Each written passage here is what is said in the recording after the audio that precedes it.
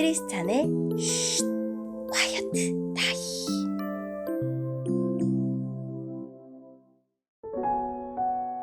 샬롬 크리스찬 성도님들 반갑습니다. 오늘의 본문은 사무엘상 13장 1절부터 23절까지의 말씀입니다. 본문의 제목은 내면의 싸움에서 진 사울입니다. 본문을 읽기 전에 어떤 내용인지 요약본을 먼저 읽어드릴게요. 요나단이 블레셋의 수비대를 치면서 이스라엘은 블레셋과 전면전에 돌입합니다. 사울은 블레셋과 본격적으로 싸우기 전에 믿음을 지켜야 하는 내면의 싸움에서 지고 맙니다. 오늘의 본문 1절입니다. 사울이 왕이 되었을 때 그의 나이는 30살이었습니다. 그는 42년 동안 이스라엘의 왕으로 있었습니다. 사울은 이스라엘에서 3,000명을 뽑았습니다. 그중 2,000명은 베델 산지에 있는 믹마스에서 사울과 함께 있었고 나머지 1,000명은 베냐민 땅 기브아에서 요나단과 함께 있었습니다. 사울은 나머지 백성을 집으로 돌려보냈습니다. 요나단이 게바에 있는 블레셋의 진을 공격하였습니다. 다른 블레셋 사람들이 그 소식을 들었습니다. 사울이 말했습니다. 히브리 사람들에게 어떤 일이 일어났는지를 알려주시오.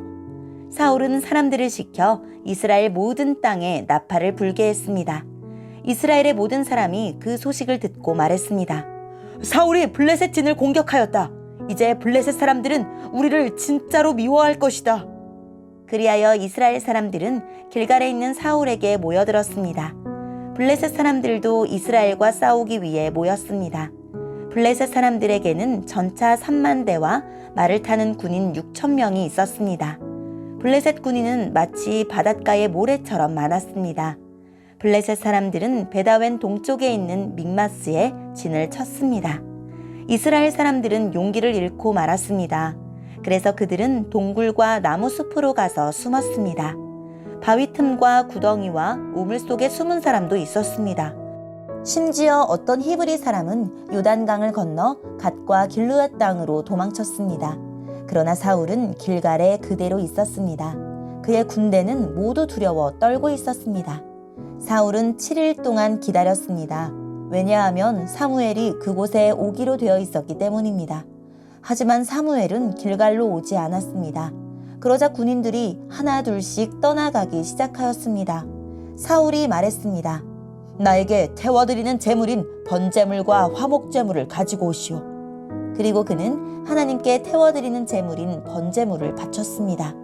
사무엘이 막 태워드리는 제물인 번제물을 바쳤을 때 사무엘이 도착하였습니다. 사울은 사무엘을 맞으러 나갔습니다. 사무엘이 물었습니다. 대체 무슨 일을 하였소? 사울이 대답했습니다. 군인들은 하나둘씩 떠나가고 당신은 오지 않았습니다. 또 블레셋 사람들은 믹마스에 모여 있었습니다. 블레셋 사람들이 길갈로 와서 나를 공격할 것인데 나는 아직 여호와의 허락을 받지 못하였습니다. 그래서 할 수 없이 태워드리는 제물인 번제물을 바쳤습니다. 사무엘이 말했습니다. 당신은 바보 같은 짓을 하였소. 당신은 하나님의 명령에 순종하지 않았소. 당신이 하나님께 순종했다면 하나님께서는 이스라엘에 당신의 나라를 영원토록 세우셨을 것이오. 하지만 당신의 나라는 이제 이어지지 않을 것이오. 여호와께서는 자기 마음에 드는 사람을 찾아내셨소. 여호와께서는 그 사람을 자기 백성의 통치자로 임명하셨소. 여호와께서 그렇게 하신 것은 당신이 여호와의 명령에 순종하지 않았기 때문이요. 이 말을 하고 나서 사무엘은 길갈을 떠나 베냐민 땅 기브아로 갔습니다. 나머지 군인은 사울을 따라 싸움터로 갔습니다. 사울이 남아있는 사람들을 세어보니 600명 가량이었습니다. 사울과 그의 아들 요나단은 베냐민 땅 게바에 머물렀습니다. 그들을 따르는 군인들도 그곳에 진을 쳤습니다. 블레셋 사람들은 믹마스에 진을 치고 있었습니다. 블레셋 사람들은 이스라엘을 공격하기 위해 세 무리로 나누어 진을 떠났습니다. 첫 번째 무리는 수알 땅에 있는 오브라 길로 갔고 두 번째 무리는 베토론 길로 갔습니다. 그리고 세 번째 무리는 사막 쪽에 있는 스보임 골짜기가 내려다 보이는 경계길로 떠나갔습니다. 이스라엘 모든 땅에는 대장장이가 한 사람도 없었습니다. 그것은 블레셋 사람들이 히브리 사람들이 칼과 창을 만들까 두렵다 라고 말했기 때문이었습니다. 그래서 모든 이스라엘 사람은 쟁기나 괭이, 도끼, 낫을 갈려할 때는 블레셋 사람들에게 갔습니다. 블레셋의 대장장이들은 쟁기와 괭이를 날카롭게 가는데 은 3분의 2 세겔을 받았고 낫이나 도끼나 소를 몰 때 쓰는 쇠 막대기를 가는데 은 3분의 1 세겔을 받았습니다. 그래서 전쟁이 일어났을 때에도 사울과 요나단을 따르는 군인들에게는 칼이나 창이 없었습니다. 오직 사울과 요나단만이 칼과 창을 가지고 있었습니다. 블레셋 군대의 한 무리가 믹마스에 있는 산길로 갔습니다. 아멘. 오늘의 본문을 통해 이해할 수 있는 부분은 무엇일까요? 사울은 이스라엘의 초대 왕으로서 자신의 왕권을 견고하게 세우기 위해 3,000명의 정예병을 뽑습니다. 사람의 힘으로 블레셋 손에서 이스라엘을 구원할 수 없지만 사울은 말씀을 더 잘 듣기 위해 노력하기보다 군사력에 더욱 의지합니다. 사무엘은 사울에게 앞으로 일어날 일을 알려주며 길갈에서 자신이 올 때까지 7일을 기다리라고 당부합니다. 그러나 사울은 하나님에게 드리는 제사를 전쟁정에 행하는 형식적인 절차로 여깁니다. 사무엘이 오지 않자 두려움에 사로잡힌 사울은 율법을 어기고 직접 제사를 올립니다. 사울은 자신이 왕으로 세워진 길갈에서 폐위 선언을 받고 맙니다. 성령에 감동되어 33만 명을 모았던 암몬과의 전투 때와 대조적으로 자신의 힘과 능력을 의지한 사울 왕 곁에는 고작 600명만 있을 뿐입니다. 이에 반해 블레셋 중앙군은 밋마스에 주둔한 채 3개의 기동대를 북, 서, 동으로 각각 보내어 주요 거점을 빠르게 선점합니다. 믿음을 잃은 이스라엘의 운명은 바람 앞에 등불과 같습니다.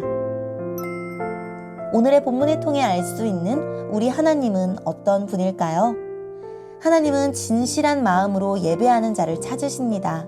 하나님이 기뻐하시는 예배는 형식적으로나 의무적으로 드리는 예배가 아닙니다. 우리를 구원하신 그 은혜에 감격하고 감사하는 마음으로 하나님을 찾는 예배를 기쁘게 받으십니다.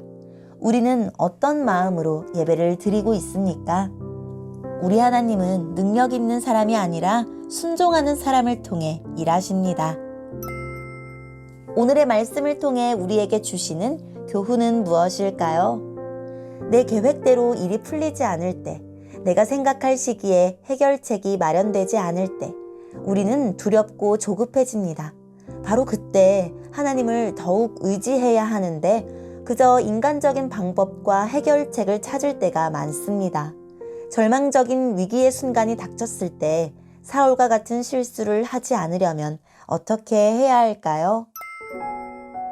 오늘의 말씀을 통해 각자에게 주시는 성령 하나님의 음성에 귀를 기울이며 살아계신 하나님, 상황과 형편이 어떠하든지 하나님의 말씀을 듣고 순종하는 제가 되게 해주세요 라고 기도하고 오늘도 말씀을 붙들고 승리하는 하루를 살아냅시다.